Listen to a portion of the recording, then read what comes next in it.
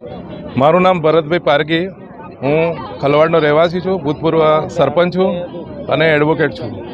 અમે અમારા ખલવાડ, લીલછા અને મોહનપુર થઈને જે બાયપાસ રોડ 168G સરકારનો જે આવી રહ્યો છે એની સામે અમે સખ્ત વિરોધ નોંધાવેલો છે અને અમે મામલતદારશ્રી, કલેક્ટરશ્રી અને સરકારશ્રીમાં વારંવાર રજૂઆતો કરી છે.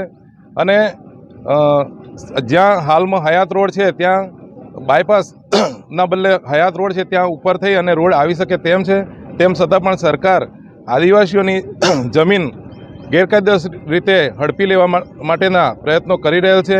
ખરેખર એની સામે સખત અમને વિરોધ છે. અને બીજું કે આ વિસ્તાર 5મી અનુસૂચિત વિસ્તારમાં આવે છે. બંધારણમાં એના માટે સ્પેશિયલ જોગવાઈ કરવામાં આવી છે. અને રૂઢિગત ગ્રામસભા જ્યાં સ્થાનિક લેવલે હયાત હોય ત્યાં એની મંજૂરી લેવાની હોય ત્યારે ગ્રામસભાની પણ મંજૂરી લેવામાં આવેલી નથી. તેવા સંજોગોમાં આ સરકાર વિકાસના નામે અમને આદિવાસીને વિસ્થાપન કરી રહી છે, તો અમને સખ્ત વિરોધ છે. અને અમે આ તમામ જે અમારા ખેડૂત ભાઈઓ છે, બહેનો છે, આજે લડી લેવાના મૂડમાં છે અને જે પણ કંઈ પણ પરિણામ આવે એ ભોગવવા માટે અમે તૈયાર છે, પણ અમારી જમીનનો 1 ઇંચ પણ અમે આપવા માટે તૈયાર નથી.